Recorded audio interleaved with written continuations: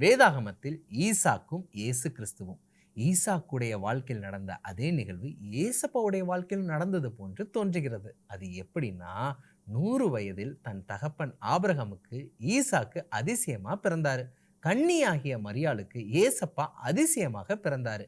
ஈசாக்கு பிறப்பதற்கு முன்பாகவே ஈசாக்கு என்று பெயரிடுவாயாக என்று பரலோகத்தினால் கூறப்பட்டது. ஏசப்பா பிறப்பதற்கு முன்பே இயேசு என்று பெயரிடுவாயாக என்று பரலோகத்தினால் கூறப்பட்டதை பார்க்கிறோம். ஆபிரகாம் தன்னுடைய ஒரே மகனாகிய ஈசாக்க மலைகளின் உச்சியில் தகன பலியாக பலியிடுவதற்கு ஒப்பு கொடுத்தாரு.